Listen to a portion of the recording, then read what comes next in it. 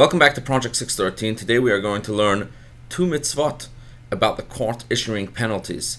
The first is that it is forbidden for the court to issue penalty in the case when a sin was committed in a coerced manner.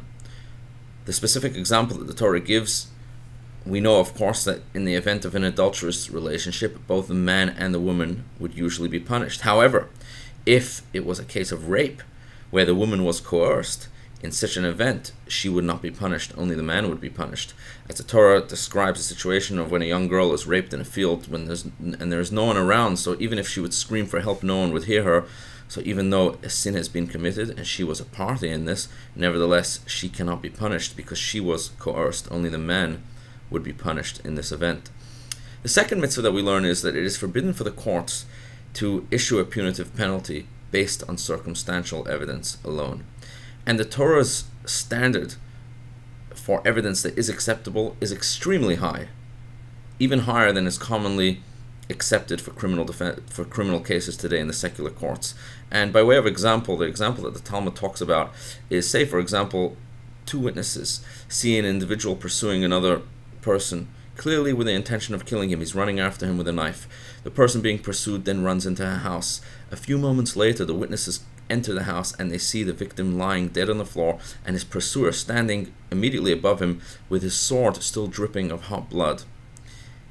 And they come to court and testify everything that they've seen.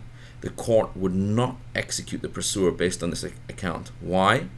Because the witnesses did not see the actual murder take place with their own eyes. They came 2 minutes too late. Now, you may wonder, isn't this unjust?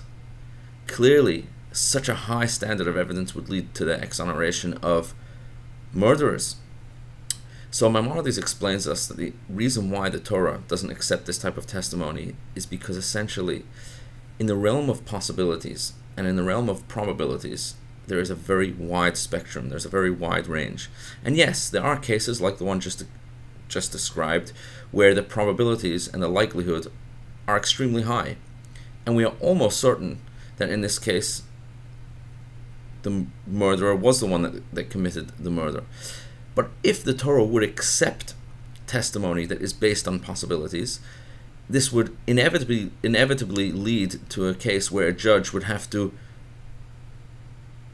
use his own imagination to determine what a possibility would have been, and this may lead to an innocent person being killed. And therefore, the Torah closed the door on this type of testimony altogether and stated that the only type of testimony that would be accepted is that of two witnesses that come in and say that they themselves have testified and seen the event take place with their own eyes. Anything other than that would not be acceptable. So the Torah doesn't only want us to have testimony on the level of beyond reasonable doubt. The Torah wants to get us as close as humanly possible to beyond the shadow of a doubt. And that is why the Torah is so strict. And as Maimonides continues to explain it to us, what would be the very worst outcome of such a high standard of innocence, of evidence? The worst outcome could be is that perhaps a possible murderer will not be punished. But on the flip side, if we were allowed for such evidence to be accepted, the possible outcome, the worst case scenario, would be that perhaps an innocent person would be killed.